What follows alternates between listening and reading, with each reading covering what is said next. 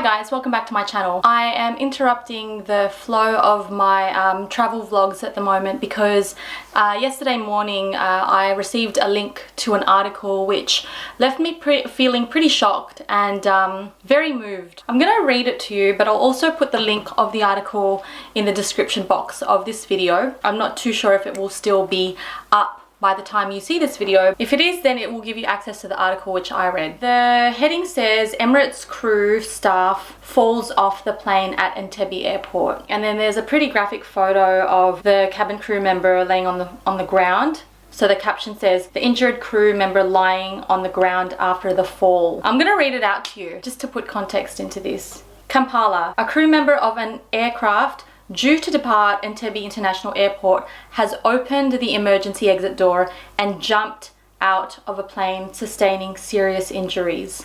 The Emirates flight EK730 had just delivered passengers to Entebbe and was preparing to load other passengers for Dubai when the incident happened on Wednesday afternoon, said a source at the airport. The employee, who was yet to be identified, was immediately evacuated and taken to hospital with life-threatening injuries. The exact cause of the incident was not yet clear, but some eyewitnesses cited possible suicide. She was seen holding what looked like a glass bottle under her chin before she made the fall. Other witnesses said they had seen her in a verbal exchange with colleagues as they boarded the plane. It continues, her knees were shattered and body cut with broken glass from a bottle she jumped with.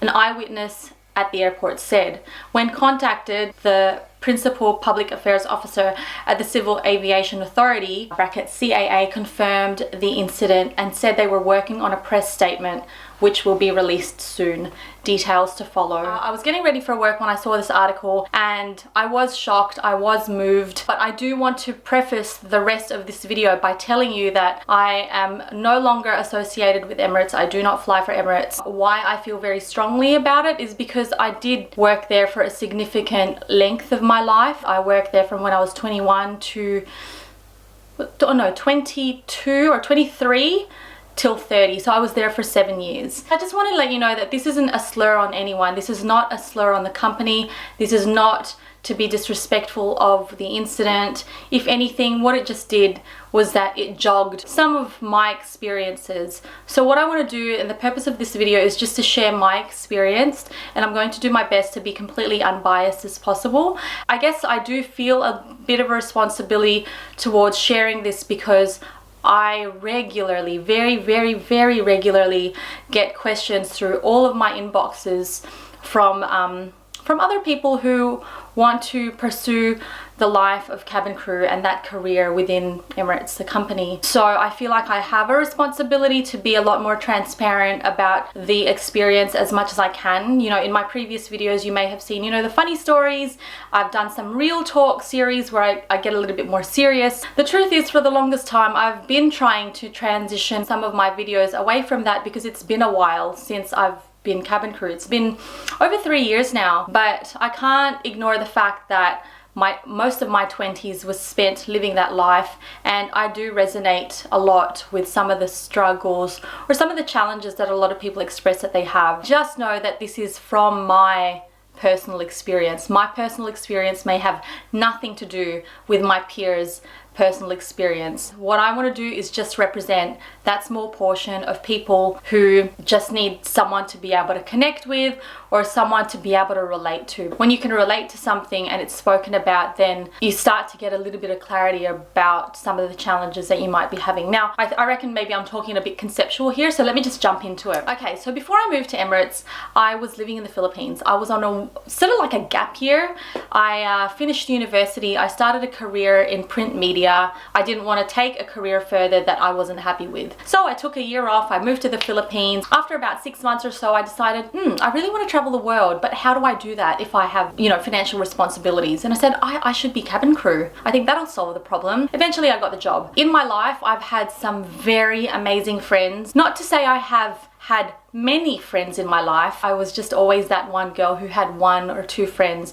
And as I grew older, the more I got to know myself, the more my genuine friendships grew. Where my experience at Emirates comes into play is that in the first 2.5 years of my life there, I really had a bit of a struggle making some strong connections. My initial plan was to stay there for one contract. One contract is 3 years. That was my plan. I said, after 3 years, I'm going to go back to Australia and pick up my career. The great thing was I love travel. I love travel so much so that even if I didn't sleep enough, or even if I was super tired, or even if my personal life in Dubai felt a little bit unfulfilled, the travel just was enough. It was more than enough to fulfill where I didn't feel that happy. After 2.5 years, I had 6 months to go and I was just a lot more open. Of course, as a result of being more open, that's when good things start coming into your life. So, I started building good quality relationships. Oh my goodness. You know, all the things that I sort of wanted in the first 2.5 years started to come to me naturally. And I just started to enjoy life more. Next thing you know, my contract was reaching,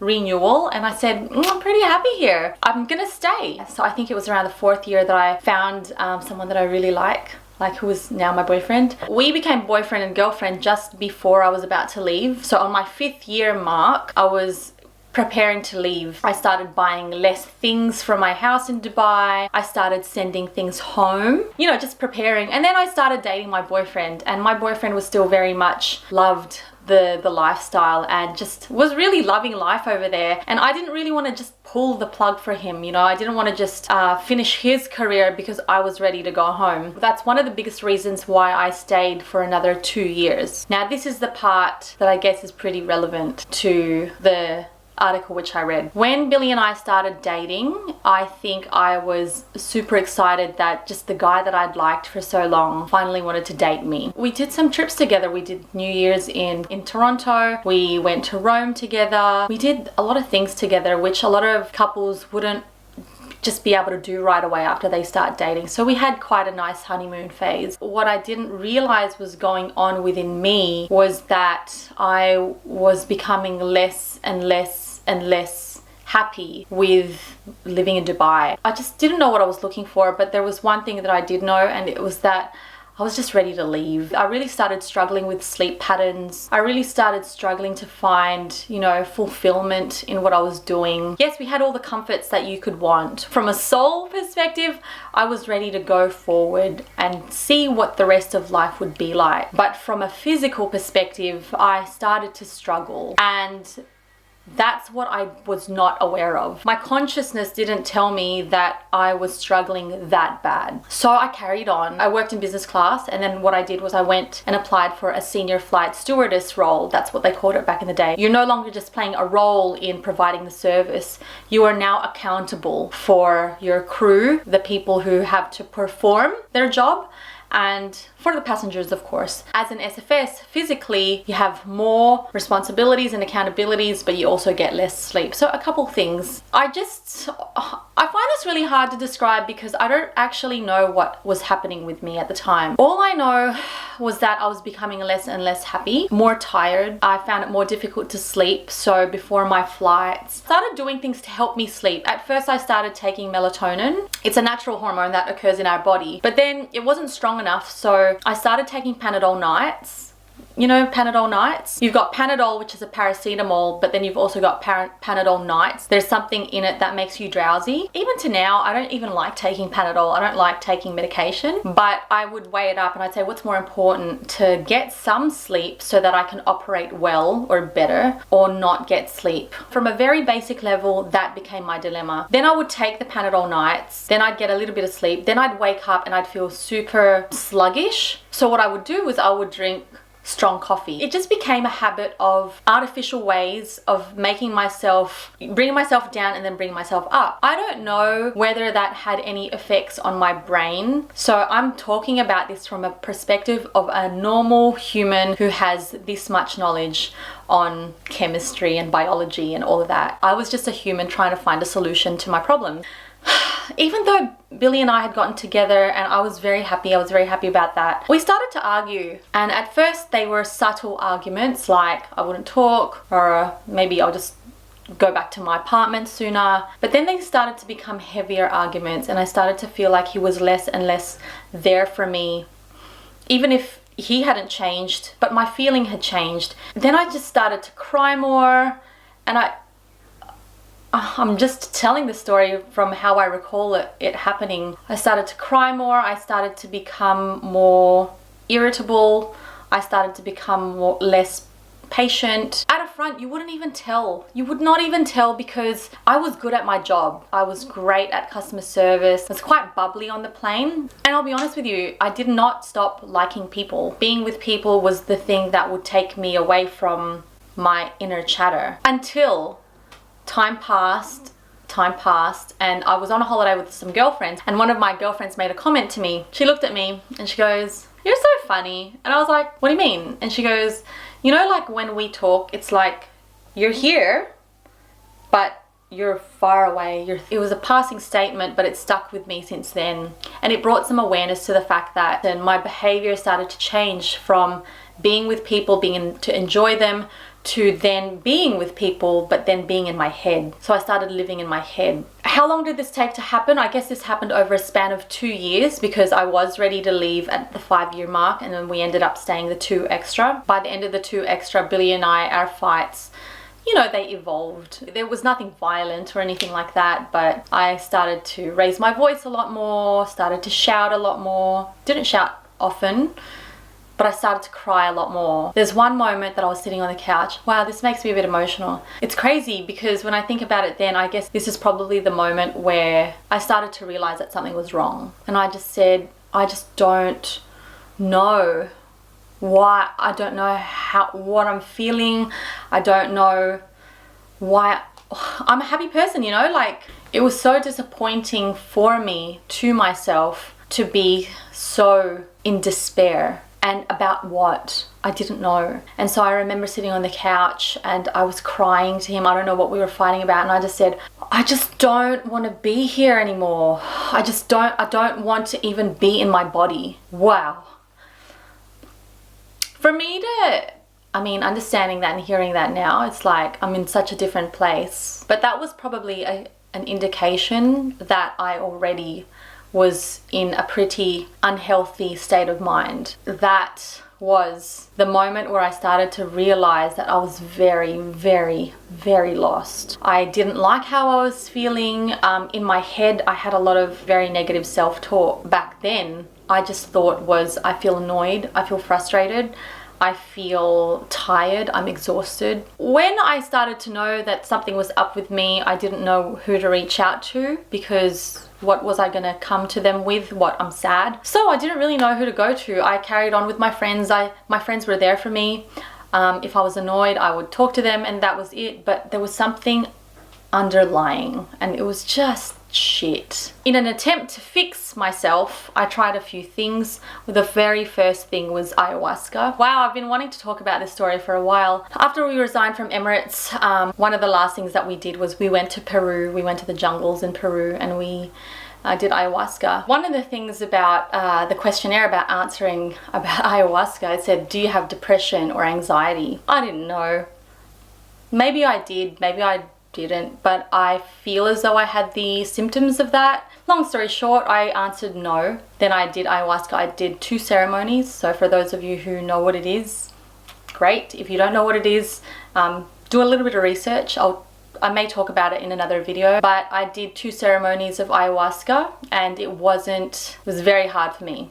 The facilitator said I'd never seen anyone respond to ayahuasca in the way that you did. He said this is the very first time. And then after that, I wasn't able to sleep with no light on for about 6 months, maybe 6 to 8 months. In the very first few nights, it was quite severe. I was very afraid. I don't know too much about post-traumatic stress, but that's another thing that I feel that I developed, because I was trying to just fix myself in the fastest way possible. And that's what happened. I couldn't sleep. I felt like my life was in danger all the time. And then I just started to wish that I could just fix myself, and I just didn't know how. So it was really very much a pile up. So when we left Emirates, we went to Peru, we came back, then we started our life again. Now, here's the add-on. In restarting life, you have some expectations and then you also get some surprises. My expectation was that we were going to come back to Australia and that I was going to start my career, and then I would have friends and I would settle right back in. I would be close to my family and I'd be close to my friends. And then it turns out it was everything but. I got job rejection after job rejection after job rejection. I was far away from my family and friends. We're about 2.5 hours to 3 hours away from each other by flight. You'd think, okay, we'll just get on a plane and see them. I did that, but of course it became costly, especially when you're unemployed. So it was just, who was I now? One of the days that I came back from work, it was a shit day. It was like very grey. I caught the bus, and catching buses gives me nausea, like I get car sickness. I was exhausted, I hated what I was doing, and I just felt completely unfulfilled. I came home and I ran a bath, and I laid in that bath, and I was just like, what is this life? I was just so sad. What am I living for? I'm scared all the time. I guess that's post-traumatic stress. I don't know where I'm going. I don't know who I am. All I know is what I want, and I'm so far away from all of it. Billy and I were fighting all the time. Both of us were under severe stress and we're not managing very well. How we didn't break up is still a miracle to me. Before this one day that I was in the bathtub, I had thought about where to get help. I even said to Billy, I need help. I remember we were sitting in the car and we were arguing about something. I was crying. I said, I don't know what's wrong with me. I need help. I need help. And he said, okay, well, let's find a psychologist, a psychiatrist. And then part of me felt scared because I was like, as far as I was concerned, I would be too embarrassed to say that I had mental health issues. That was my feeling at the time. I was also scared of taking medication. I didn't want to take medication, and it was just like a hole. I was in a hole. I was in this deep hole that I felt like I didn't know who to go to. And I felt that if I officially asked for help, then I would look like, I don't know what I was afraid of looking like. Because at the end of the day, I did need help. And I didn't know who to say that to. And I told Billy and he wanted to help me, but because of my refusal, because of my lack of awareness, I guess I was also judging myself that I couldn't accept that that was what was happening. I said the words already, but it hadn't registered to me how much I actually needed help. This was the moment that I needed help. That day that I came back from that job which I hated, and it was a grey day, I had a migraine because I went to see a health professional who we wanted to look at my diet to help me feel better, and I went cold turkey on coffee. Up to then I was drinking like six coffees a day, and I went to 0, and I had this massive migraine. So here I am in the bathtub. The water had already gotten a little bit cooler because I'd been in the tub for so long, feeling so numb, lost, feeling shit. And I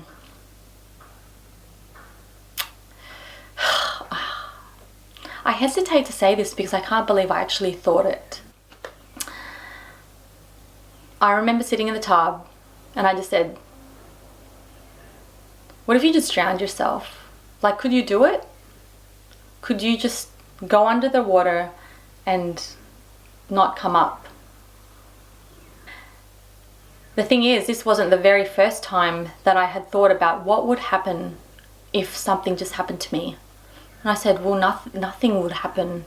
It will be good because you will not feel pain. If something happened to me and I died, then I wouldn't be in fear anymore. I would not be lost and nothing will happen. I'll be out of this body and that's it. I had a thought, and it was the one thing that flipped everything around. I thought to myself, if anything happened to me,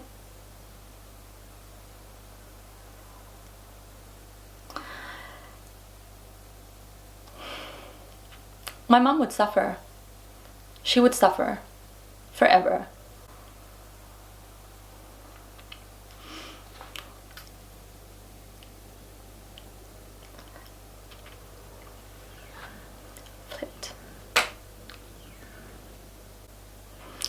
Now, here's the thing. I don't know whether I would have ever been able to bring myself to do that, but the fact that it occurred in my mind to think that the only way out was to not be in my body anymore. The crazy thing is I had said that to Billy a few times. I did have an experience in Emirates prior to all of this happening. It was before Billy and I got together as a couple. Friends, my best girlfriends from Australia were going to Vegas to celebrate my best friend's birthday. I couldn't get annual leave. There was no way. One of the things that I didn't love was that things would happen in my friends and family's life and I would just miss out. Like, you know, I just wouldn't be there. It was part of the job, you know, I got it. But this time it was my friend's birthday. I wanted to go to Vegas and I said, I'll do anything. I'll do anything. So I had a meeting with my manager. So this was before Billy and I got together, and this just gave me an insight of what it was like when you ask for some help from Emirates. I wanted to go on leave. I knew I wasn't going to be able to get the annual leave if I said my best friend was having a birthday party in Vegas. But I did know that if I said it was for my best friend's wedding, then there's a chance that I could get it. And then my manager at the time said to me, "Are you happy?" And I said, "I am." And I just started crying when I said I am. She goes, "But you don't look it." And I said, "I don't know, I am. I don't know why I'm crying." Then she wrote me a recommendation. Turns out the recommendation was to go and see the psychiatrist. So we didn't really talk for very long. I knew that she's a busy woman. She's my manager. She manages a lot of people. So, okay, like I didn't even know what that slip was for until I got there and it was the psychiatrist. And I said, okay. In my mind at the time, all I really cared about was getting annual leave for my friend's birthday. But now I can start to see how this one moment actually had a huge effect on how everything else went from then on. I went to the psychiatrist and I got some questionnaires. I think I got 2 or 3 questionnaires. And of course I skewed my answers so that it looked like I needed to get time off. I think I had to rate it in order of 1, 2, 3, 4, 5. How strongly do I feel about certain things? So I completely skewed it. By the end of it, the psychiatrist gave me a prescription for medication. And she just came up and she stood behind her desk after she read the results. And this was all in one sitting. And she goes, "You have severe depression." And I said, "Oh." In my brain, I was like, hang on, wait, this took a turn. I just wanted annual leave. Now I've got a prescription for medication. I didn't take the prescription, but I did get the time off. Here's the strange thing of what happened after though. I got the prescription. There was no sort of like, how are you? You know, tell me a little bit. There was no talk. And in having been in a dark place, having been now knowing what it feels like to be in actual depression, or what I think was depression, I think one of the most important things was just having people to talk to at the very, very least. And in that situation, there was no talk. There was a prescription for medication. And then do you know what happened? In the conversation, we started talking about her new hairstyle. Like what? Now when I think about it, I thought that was strange. I didn't realize how monumental that time was in what happened to me moving forward. And I guess maybe that's why I started going, oh, I don't want to tell anyone. I don't want to get antidepressants. It was just one of those tiny moments in my life which sort of stuck with me. And in the moment that I did need help, I just saw psychiatrists as bad people because I didn't want to get medication and then talk about your hairstyle. Hello. Look, this is a serious topic, but even though it's serious, I just still want to bring some light into it. For those of you who are lucky enough to be in a healthy mental state, that's amazing. I couldn't wish for anything better for anyone to have that mental state that's healthy and logical. That's great. What I ask of you is to be open, just open to the idea that there may be some people around who don't have that at the moment. And what they need is your support. Now, for those of you who do feel a little bit lost, if you start to feel like something is not right and it's constantly like that, you feel heavy, you might even just feel like you're just not happy and or irritable and you're pushing more and more people away, or you feel, I don't know, I just remember the feeling that I could show up and I could show face, but I just felt so lost. I ask you to make it your mission to communicate. I wish to spark in you the power of talking to someone and talking to another person, and do it today and do it again tomorrow. I'm not saying that the road is smooth. Mine was very, very rocky, painful and difficult, but I got out of it. I don't wish what I experienced upon my worst enemy, put it that way. And lastly, I want to put perspective to this. We work so hard to preserve lives. Lives are precious. If someone were to break their bone because they were playing sport, we rush them to the hospital. If a house caught a fire and there were people trapped inside that house, we send people to go in to rescue those people because their lives are precious. If one person is out on a boat in the ocean and the boat tips over, we send out armies of people to look for that person and save that person's life. Life is precious. And just because you can't see what a dangerous situation, which is actually starts from in here, just because a person comes across normal and they're smiling and they're happy, doesn't mean that they might actually be experiencing an emergency of their life. And you won't see it, you might hear it, you might not even hear from them. I urge people to clue in.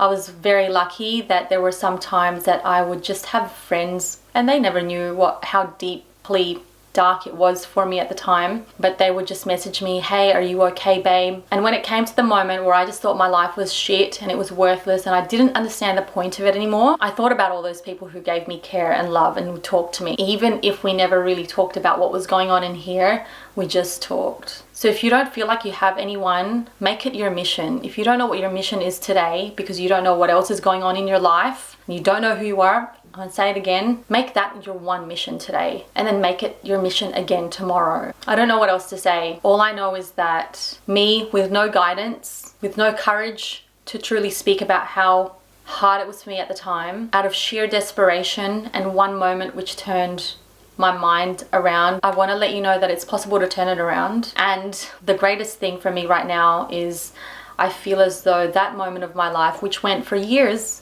it didn't happen like 1 week I was depressed. No, it was like slow and steady, and then it became a year and then 2 years and then it got even worse, that I got out of it. And I feel as though now it was a blessing for me to have gone through that because I relate, I understand, and I can communicate. I feel like I went through all of that so that I could be here, have this channel, have my platform and communicate. And if it reaches one person, that this makes an impact on, that's all I care about. So I feel like that dark time had fulfilled its purpose, and the more that I can share about this and bring awareness to it, then all of that dark times of my life was not had in vain. I hope this video has shed some light on some things and has brought some awareness to some things which don't get spoken about often enough. I hope that it helps someone. If there's anything in this video that you want me to discuss a little bit further, let me know. Pop it in the comment section down below. And if you haven't subscribed to my channel, please do. There are 2 more episodes that I want to do that are related to this. They're pretty, I guess, monumental. I keep saying monumental because they were large moments in my life that I feel as though if I had had some tools or some support or some heads up, then it might have made things a little less difficult at what was already a difficult time. 2 episodes I want to do. One which is how to prepare if you're thinking about leaving a cabin crew career. So how to prepare for that, both mentally, emotionally, physically, logistically, financially, all of that stuff. I want to talk about that. And the other thing is how to get your feet back on the ground after you've left the cabin crew life, especially for those who have been in the career for long enough that all of your degrees and PhDs and whatever studies that you did in the past are no longer applicable, like me. I want to talk about those 2 things. Let me know if that's something that resonates with you. If it's not, I think I'll still do them in case someone stumbles across those kinds of videos. My aim here, guys, is to help. And if me, just another normal girl, could get out of a situation which I didn't even realize was such an emergency, I trust that you can too. My love and my prayers always.